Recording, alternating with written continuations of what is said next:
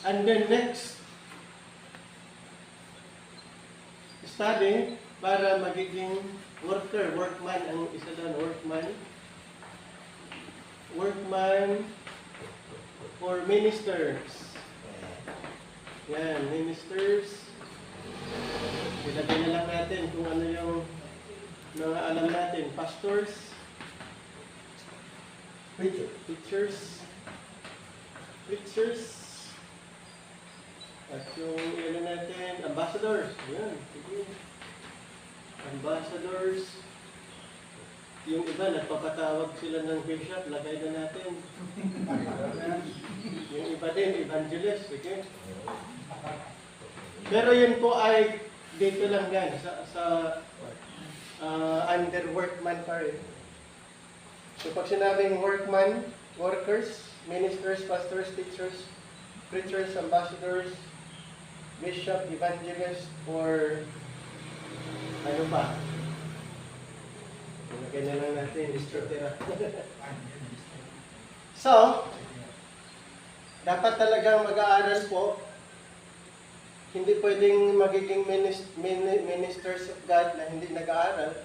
Hindi agad nagiging pastor na by appointment, yung in-appoint na pastor dahil ma-influence siya sa church, pastor agad. Matagal sa church or may influence.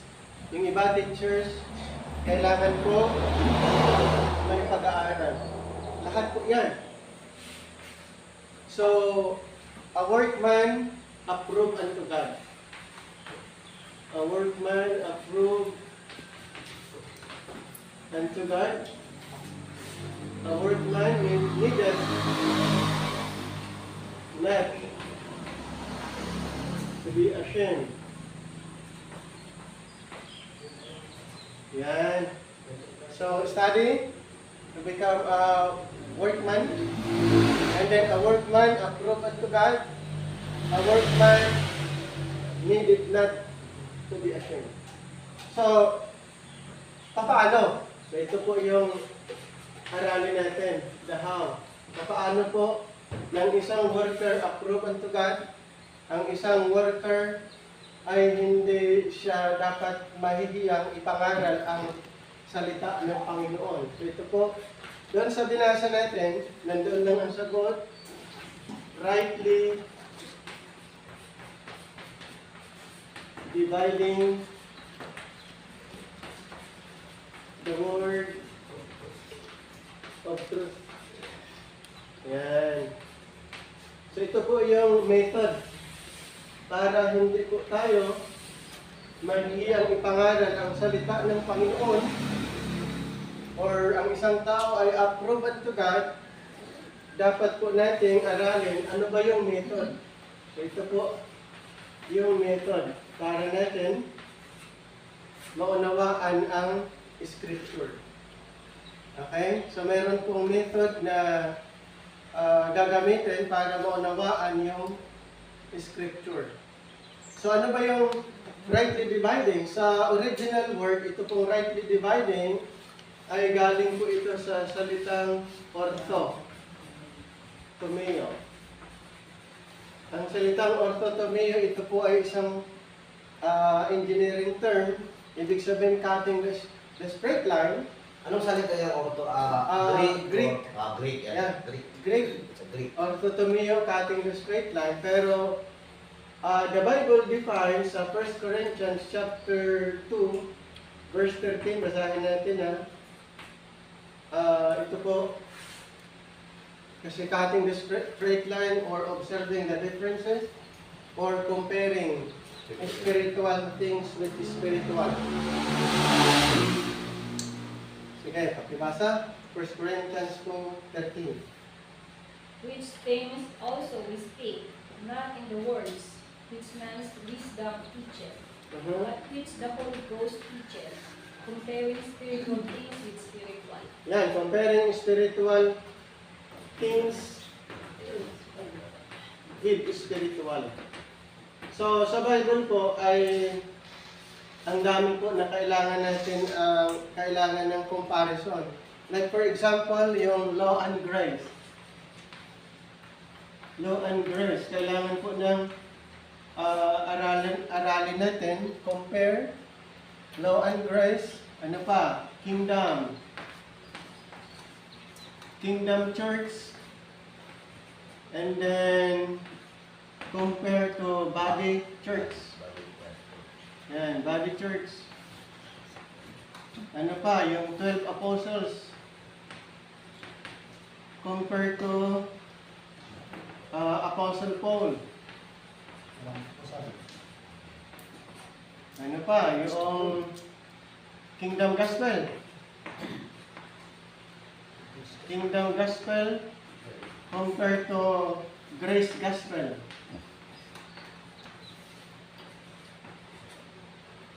So, may tinatawag na comparison. Okay? So, using our method introduced by Apostle Paul, rightly dividing the word of truth, actually po, ma-appreciate po natin ang mga ito kung i-compare ang law teaching and then grace teaching. So, ano ang gamit ng method na ito? Ang gamit ng method na ito para maiwasan yung confusion. To avoid confusion, right division. Nakuha nyo? So, ang gamit ng method para ang mga ministers, pastors, teachers, preachers, ambassadors, bishop, evangelists, at iba pa, ay maiwasan yung mixing teaching. Ulitin ko po, ano ba ang gamit ng method? Halimbawa, kung itatanong sa inyo, bakit kailangan pang i-rightly divide?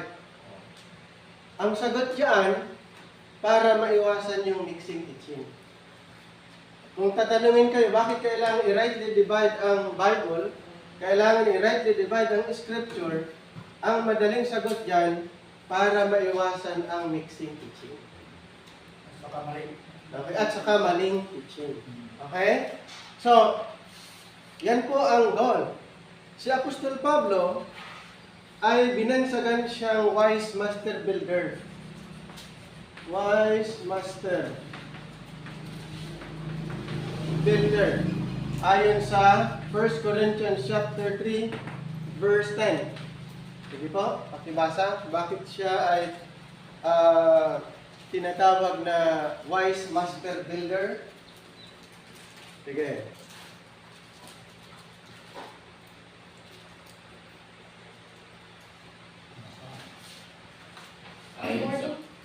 Sige. According to the grace of God, which is given unto me as a wise master builder, I have laid the foundation, and another buildeth thereon. Alright. But let every man be hid. So, siya po'y tinatawag wise master builder. Sa kanya ipinagkatiwala yung blueprint. Alam niyo yung blueprint? Plano. Yung plano. So, yung plano ng Panginoon, yung heavenly plan ng Panginoon ay ipinagkatiwala kay Apostol Pablo. Yung plano na yun, yung blueprint na yun, patungkol sa panlangit. Ibig sabihin, kung aaralin nyo ang panlangit na katuruan, ang kailangan nyo dyan ay si Apostol Pablo. Bakit? Sa kanya ipinagkatiwala yung plano. Sa kanya ibinigay yung blueprint. Kaya nga, siya tinatawag na wise master builder. Ano pong ginawa niya? He laid the foundation, tama? And then another build thereupon. So yung after the foundation, may ibang mga builders sa ibabaw ng pundasyon. So ang tanong, ang materials ba parehas? Kung ano yung ginagamit na materials sa foundation, parehas din ba yung gagamiting materials habang itinutuloy ginagawa yung building? Yes, dapat. Dapat ang materials parehas. Ang tanong, papaano kung hindi parehas ang materials? Ibig bang sabihin yung parehas, sir, yung heavenly material? Dapat din. Dapat heavenly. Kasi ito, we are talking about the teaching, di ba? The grace, di ba? Sabi niya sa verse 10, yung sa first na statement. Anong sabi sa Tagalog? Sige. 1 Corinthians 2:10. 3:10, sorry. 3:10. Ayon sa kagandahang loob ng Diyos. Kagandahang loob ng Diyos. Sige. Inilagay ko ang pundasyon tulad ng isang mahusay na tagapagtayo. Iba naman ang nagpapatuloy sa pagtatayo ng gusali. Ngunit dapat maging maingat ang bawat nagtatayo. So, grace. Ibig sabihin, yung ipinagkatiwala ng Panginoon is the grace teaching. So, kung grace teaching, hindi pwedeng mahahaluan pa ng iba pang katuruan dahil ang natanggap ni Apostol Pablo bilang builder ng dispensation of grace ay grace. Dagdagan natin ha, Acts 20:24. Acts 20:24. Ano ba talaga ang natanggap niya na katuruan? Acts 20:24.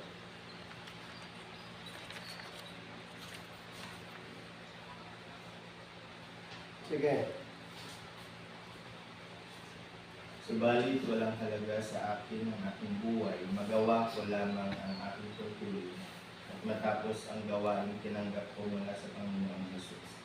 Ang pagpapahayag ng magandang balita tungkol sa kagandahang loob ng Diyos para sa tao. So ano po yung natanggap niya at i-testify the gospel of the grace of God. So, ibig sabihin, kung tayo ay builder sa ibabaw ng pundasyon, kung ano yung teaching na tinuturo ni Apostol Pablo nung nag-start siya, dapat din yung mga sumusunod sa kanya ay ipapangaral din yung grace na tinanggap niya.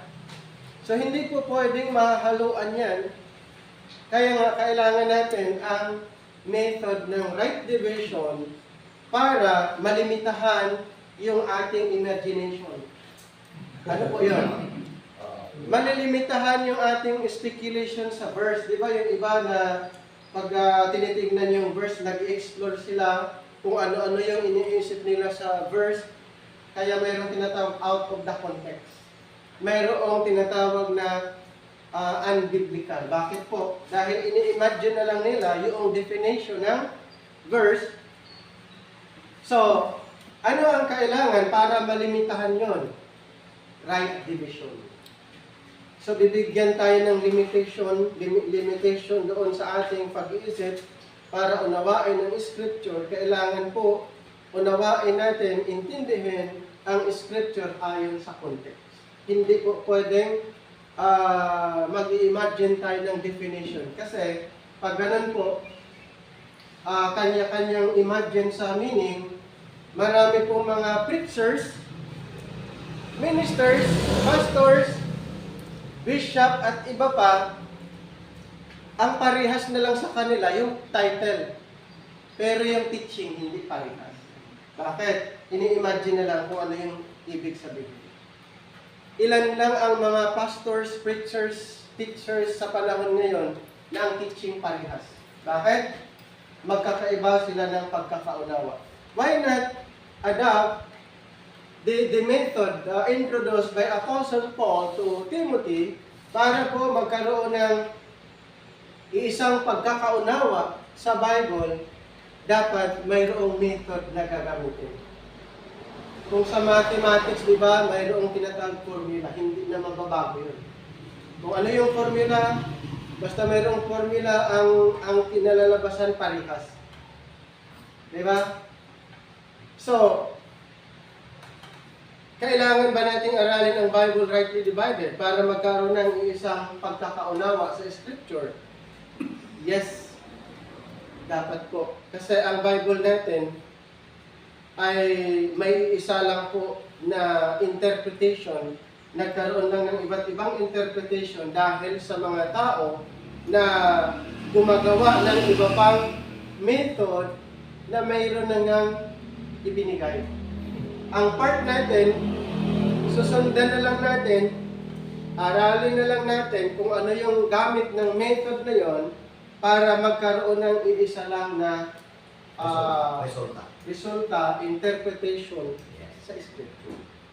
Okay. Alright, so, Artotomio, comparing spiritual things with spiritual, at isa pang ginamit ni Apostle Paul, yung in line with his tinatawag na part-time na ginagawa while doing his ministry, may isa siya sa mga tent makers. Kasama siya doon. Kaya pala, gumagamit siya ng architect, vice master builder, tinatawag siyang architect, at saka gumagamit siya ng term na engineer dahil in relation doon sa kanyang ginagawa din. Kumbaga, ito ay magandang illustration nung siya nagtuturo that time. Pakibasa Acts 18:3. Acts 18:3.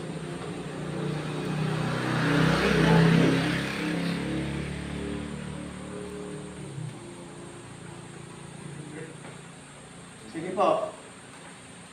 And because he was of the same craft, he abode with them. Tama? Sige. And wrote, for by their occupation they were tent makers. Yan. So, isa siya doon kasama. Kaya, ginagamit niyang illustration na dahil doon sa kanyang ginagawa, ginamit niyang illustration, ibig sabihin, ito yung pinaka-accurate tugma or tamang illustration when it comes of understanding the Scripture. May mga tinatawag na sukat or may mga pamantayan, mayroong guide. Kasi hindi basta-basta po na gumawa noon, yung gumagawa ng tent na wala silang pattern. Hindi po pwedeng kung ano-ano lang ang kanilang ginagawa basta mabuo. Hindi po, mayroon pong accurate na measurement. At yun ay ginagamit ni Apostol Pablo bilang illustration habang ipinapangaral niya ang gospel of the grace of God. Question lang nga, sir. Oh. Of my curiosity. Di ba, tent, kung sa term natin, yung mga tent lang yan, tinatay sa pagkakas. Ayun yung ano naman natin. Pero walang iba noon yun. Pero hindi Diba? naman kailangan ng expertise. Kumbaga. Kailangan din. Hindi, yung mga tent, yung term natin mga tent. Yung tent natin. Yeah. Oh. Pero noon hindi kasi yung Symbol lang. ina-symbol, ginagawa talagang binibinta nila Yeah. that time. So, mayroon pong ano yan, mayroong accuracy, yung tamang measurement.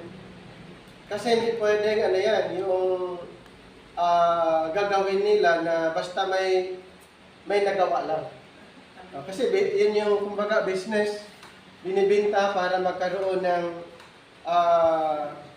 pera para sa kanilang pangailangan. At sa time ni Apostle Paul ay alam naman natin yung kanyang ministry, hindi siya nakadepende sa iba. Hindi siya nakadepende sa iba, sa support kung mayroon man. Sa kanya, kung mayroong support o wala, hindi siya nakadepende doon. Basta, ang kanyang mission, tuloy. So, kailangan niya ng pera, syempre, sa kanyang paglalakbay, sa kanyang mission. So, isa siya sa nagiging part dito sa pagiging tent makers. So, mayroon siyang tinatawag na part-time na ginagawa para masustentuhan din ang kanyang pangangailangan at the same time, yung sa kanyang ministry. Ulitin ko po, hindi siya nangungulikta doon sa kanyang mga tinuturuan, kung mayroong support o wala, hindi yun hadlang sa kanyang ministry. Okay? So, ang sabi niya, rightly dividing the word of truth. Ganito po yan. From Genesis to Revelation, yun po ay word of truth. Ito po assuming Genesis to Revelation, itong line na ito ay signifies the word of truth. So ito po yung Revelation, Okay? So, Genesis to Revelation, ito po, word of truth. Ang Bible natin, mayroon lang pong 66 books. Outside sa Genesis to Revelation, hindi na po considered as word of truth. Dahil ang word of truth from Genesis to Revelation. Excluding canonical. Okay? So, ano ang dapat gagawin para maunawaan natin? So, kailangan ng right division. Ito pong Bible natin from Genesis to Revelation ay na-divide into 3 parts. So, ano ang tawag dito na part sa Ephesians chapter 2, 11 to 12? Para maunawaan natin, dahil hindi pwede na paghahaluin natin lahat ng laman sa Bible, kailangan natin ma-rightly divide. Sige po. Ephesians 2:11 and 12. Kaya't alalahanin ninyo ang dati ninyong kalagayan. Kayo'y ipinanganak na mga hentil at dituli ang tawag sa inyo ng mga Hudyo. Ang mga Hudyo naman ay tinatawag na mga tuli dahil sa ginagawa sa kanilang katawan. Noong panahong iyon, hiwalay kayo kay Kristo, hindi kabilang sa bayan Israel, at hindi saklaw ng tipan na nababatay sa mga pangako ng Diyos. Nooy nabubuhay kayo sa mundo ng walang pag-asa at walang Diyos. Alright. Sabi niya noon, di ba? Ginamit niya noon. So, ito po ay time pass. Time pass. So, ayon sa binasa natin, mayroong dalawang group of people na nabanggit. Yung tuli ay referring to Israel. So, ito po ay mga Israel. Tapos yung dituli na sinasabi doon ay mga Gentiles. So, ang Israel, mayroon pong 12 tribes. Mayroon pong 12 tribes. Outside the 12 tribes of Israel, ang tawag Gentiles. So tayo, ang tawag sa atin ay Gentiles. Dahil hindi tayo part sa 12 tribes of Israel. At ayon dun sa binasa natin kanina, sa time pass, ang mga Gentiles, ayon sa binanggit ay without God. Yan, without Christ. Tinatawag din na aliens, strangers, no hope. So, yan po ang description natin. Ang Israel, maganda yung description nila kasi sila yung chosen people.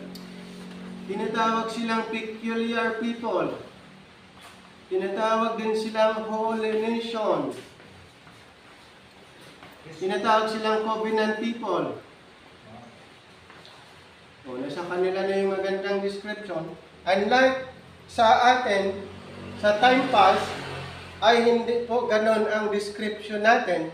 At mayroong tinatawag wall of partition. Mayroong nag-divide dito sa dalawang group na ito. Mayroong wall of partition. Kaya, ang mga Gentiles, pagpupunta sa Israel, strangers ang tawag. Kasi mayroong wall. Mayroong tinatawag wall of partition sa dalawang group. Ibig sabihin, under the time pass, Jews and Gentiles hindi po iisang grupo. Okay? And then, mamaya babalikan natin yan. Dito tayo na part naman sa Ephesians chapter 2, verse 13 to 16. Sige. But now, in Christ Jesus, ye who sometimes were far off, are made nigh by the blood of Christ. For he is our peace, who hath made both one, and hath broken down the middle wall of partition between us, having abolished in his flesh that enmity, even the law of commandments contained in ordinances, for to make in himself a twain one new man, so making peace, and that he might reconcile both unto God in one body by the cross, having slain the enmity Alright? of the body. So napansin nyo, but now, in Christ Jesus, but now, in Christ Jesus, you sometimes were far off are made nigh by the blood of Christ. Ibig sabihin, after the death of Christ, ano pong nangyari after the death of Christ? Yung dating malayo ay naging malapit by the blood of Christ. Then sa 14, for He is our peace who has made both one. So itong Israel and Gentiles, ginawang isang group na lang. He made both one, who hath made both one, and hath broken down the middle wall of partition. Ito po yung middle wall of partition ay, anong ginawa niya? Broken down. Pinawalang bisa. Sinira niya yung wall, yung pader, na nag-divide sa dalawang group. Kaya, Israel and Gentiles under the But Now program ay ginawa kong iisang group na lang po, mga kapatid. Ginawang one. New man. So wala na pong Jews and Gentiles under sa time na ito dahil yung dalawang group na yan, yung Israel at saka yung Gentiles, ginawang isang grupo na lang po. Hindi na katulad sa time past, Israel and Gentiles ay magkakahiwalay. Dito po, inalis yung pader, yung wall of partition na ito, nung namatay si Kristo, ang dalawang group, ginawang isang group na lang. Okay? For He is our peace, who has made both one, and hath broken down the middle wall of partition between us, having abolished in His flesh the enmity, even the law of commandments contained in ordinances, for to make in Himself of twain one new man. So, Israel and Gentiles ay same footing. Equal. Okay? Equal status na lang po Israel and Gentiles. Kaya sabi ni Apostol Pablo sa Romans 10:12, wala nang pagkakaiba ang dalawang grupong ito. Basahin natin. Romans 10:12.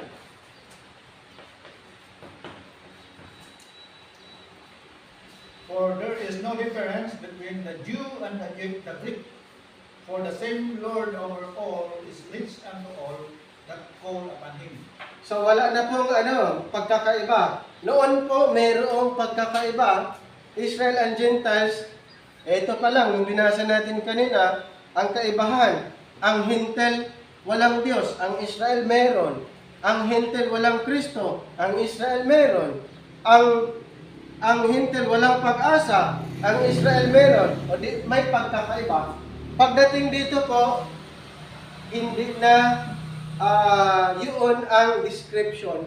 Dahil pinag-isa na lang ng ating Panginoon after nung siya'y namatay. Ibig sabihin po, nung si Kristo ay namatay, isang purpose, alisin yung pader, yung wall, middle wall of partition between the two group. At ito'y ginawang isang grupo na lang nung si Kristo ay namatay under the But Now program. Mamaya, babalikan natin yan. At dito tayo sa part na ito naman. Anong tawag dito? Ephesians chapter 2, verse 7. Sige. Ephesians 2:7.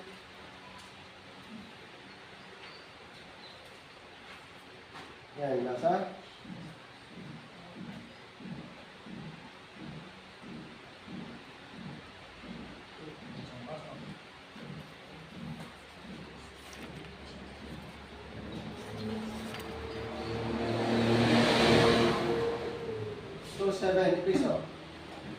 That in the ages to come He might show the exceeding riches of His grace, His kindness toward us through Christ Jesus. Alright, tinatawag dito ages to come. ages to come.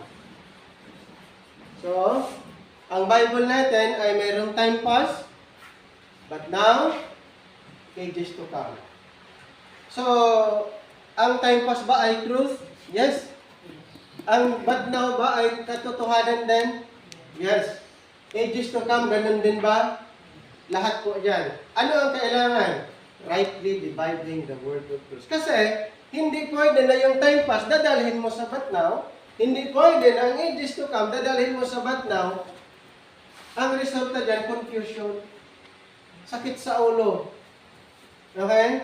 Kaya, aaralin natin, ano ba ang time past, ang but now, ages to come. Okay, so dito tayo sa time past before the death of Christ. Nung hindi pa namatay ang ating Panginoong Hesukristo, ang pinag-uusapan pa po ay time pass. Okay? Nung dumating ang Panginoong Hesus, ano ba ang kanyang focus nung siya'y dumating? Anong group of people under the time pass ang kanyang concern? Israel ba o mga Hintel? Yes, mga Israel. Kasi nga, under the time pass, ang focus sa programa ay bayang Israel. Kaya nung dumating si Kristo, para iligtas niya ang bayang Israel. Mateo 1:21. Pakibasa.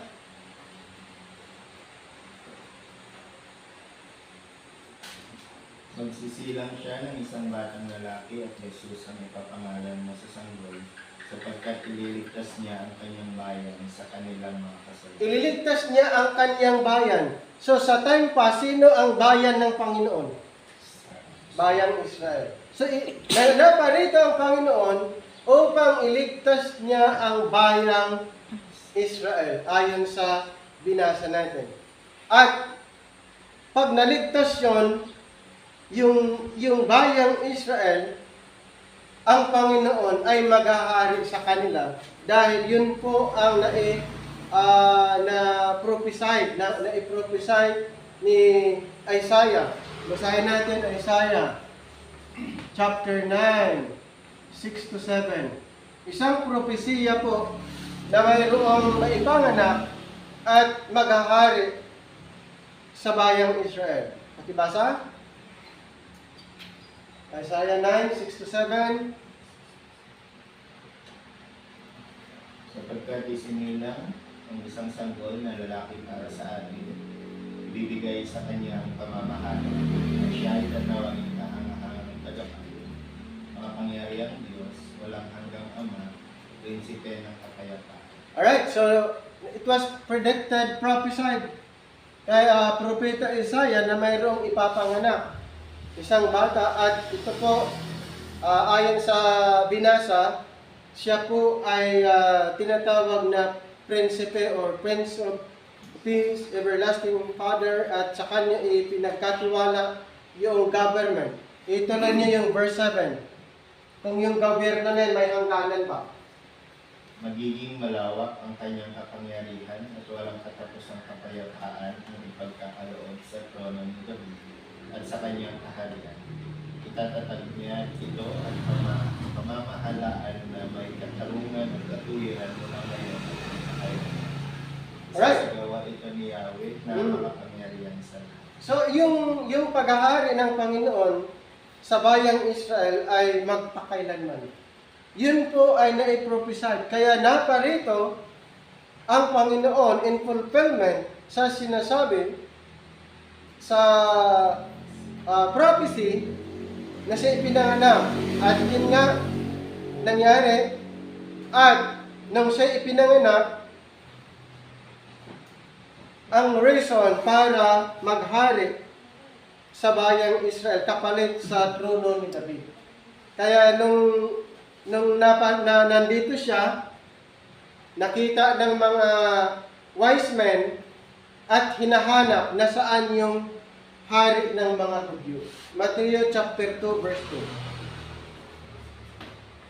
Chapter 2 verse 2. Siya'y hinahanap. Nagtanong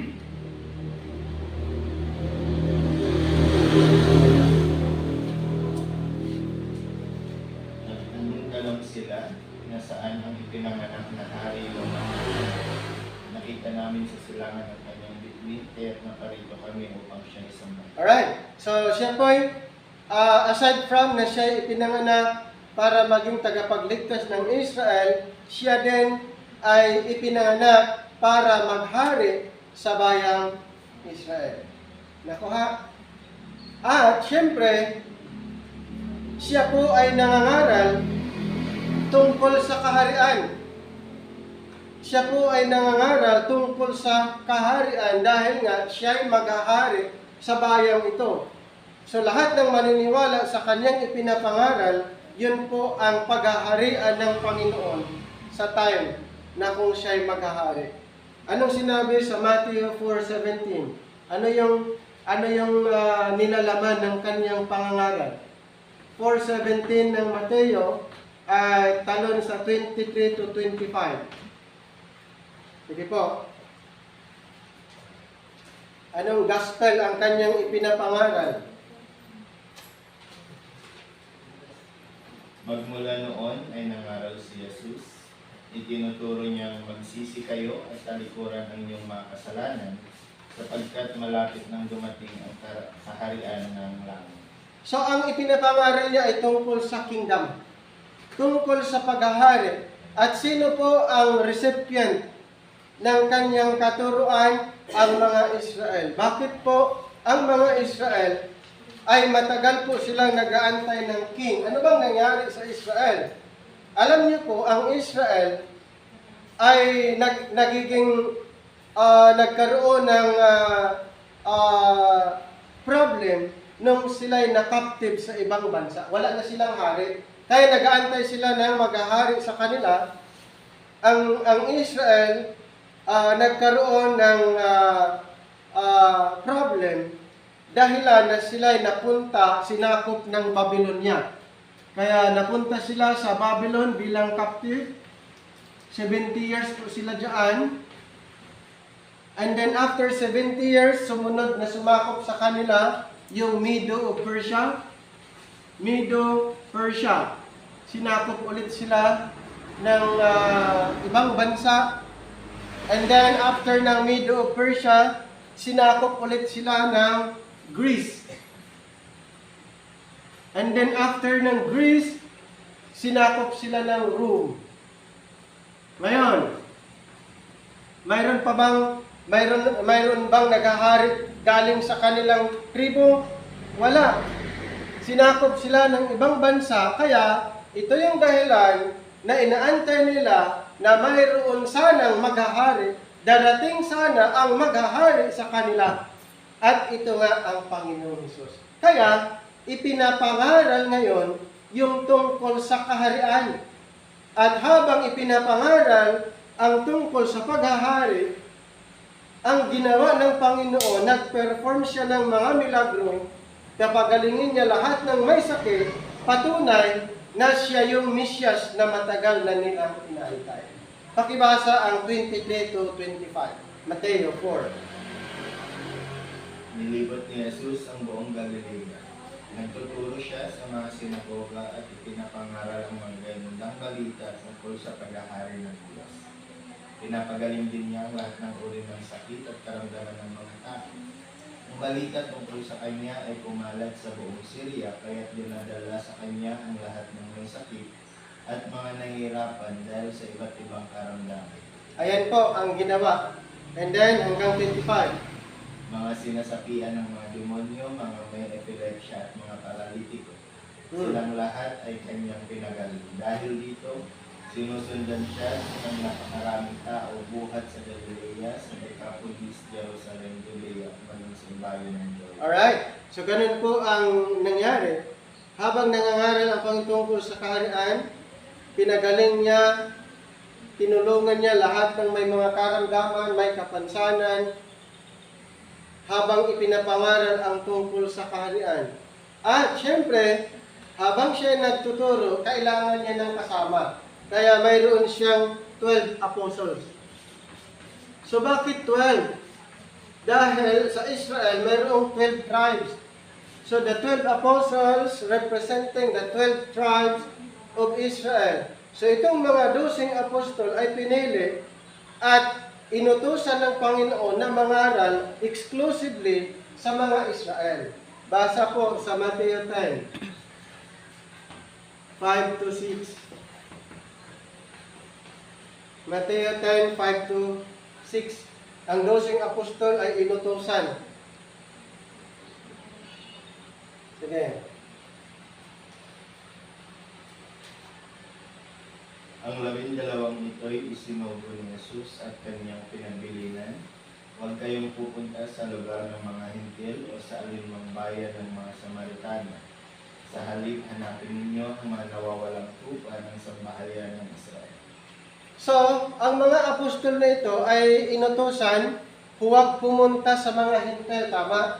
Sa halip, ang pupuntahan nila ay yung Israel. At habang ipinapangaral nila, ang ebanghelyo na ito, katulad ng Panginoon, sila din ay binigyan ng power to heal the sick, cleanse the lepers, and then raising the dead. So, ipinapangaral din nila ang tungkol sa paghahari, tungkol sa kaharian. So, ang gospel na ipinangaral nila ay kingdom. Basahin natin, Mateo 10, 7 to 8.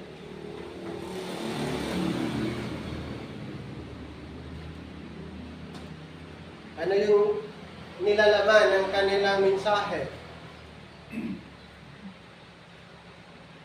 Humayo kaya't ipangaral na malapit nang dumating ang kaharian ng langit. Pagalingin ninyo ang mga may sakit at buhayin ang mga patay. Pagalingin at linisin ninyo ang mga may ketong at palayasin ang mga demonyo. Alright.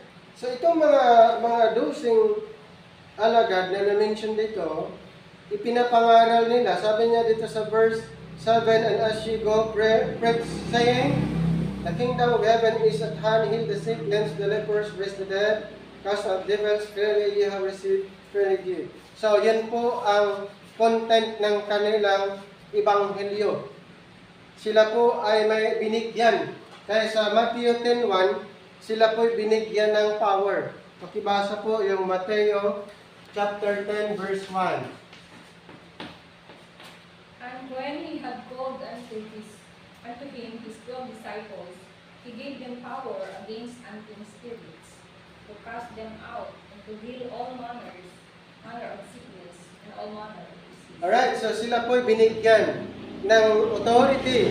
Kaya pala, sa kanilang ministry, habang ipinapangaral ang tungkol sa kaharian, kailangan nilang pagalingin yung mga may sakit, at yung mga binigyan din sila ng power against unclean spirits, and to cast them out, and to heal all manner of sickness and all manner of disease. Habang ipinapangaral po ang tungkol sa paghahari. At isa pa na patutuo na ang Panginoon ay naparito, at isa pang purpose ay tuparin niya ang nakasaad patungkol sa Kanya na sinabi ng mga propeta. Okay? So aside from naparito na ipinanganak siya para maging tagapagligtas ng bayang Israel at magiging hari sa bayang Israel, siya din ay naparito upang kanyang tuparin ang mga sinasabi ng Scripture patungkol sa Kanya. Basahin po na. He was in the world, and the world was made by him, and the world knew him not. He came unto his own, and his own received him not. Sige, hanggang 12. But as many as received him, to them gave he power to become the sons of God, given to them that believe on his name. So, hindi siya malugod na tinanggap ng mga Israelites. Tapos ang Israel, sila yung matagal na nag-antay ng Mesyas, dumating na nga ang Panginoon, hindi nila tinanggap na siya pala yung matagal nilang inaantay na Mesyas, pinagdudahan pa ng mga Israelites. Kaya dito po sa puntong ito, sa John 1, 10 to 12, He was in the world, and the world was made by Him, and the world knew Him not. He came unto His own, and His own received Him not. Hindi po siya tinanggap. Kaya ang option, ang sabi niya sa verse 12, but as many as received Him, to them He gave the power to become the sons of God. So, ang nangyari po, since na hindi siya totally tinanggap ng mga Israelites, ang option kung sino na lang sa kanilang maniniwala sa Kanya. At pagkalooban ng pagiging anak ng Diyos. So, sino ang maniniwala sa ating Panginoon sa time na ito, sila lang po ang maliligtas. Kaya, mayroon pong tinatawag na little flock. Okay? Tinatawag na little flock. So yung little flock na sinasabi, sila po yung pinangakuhan ng Panginoon na paghaharian.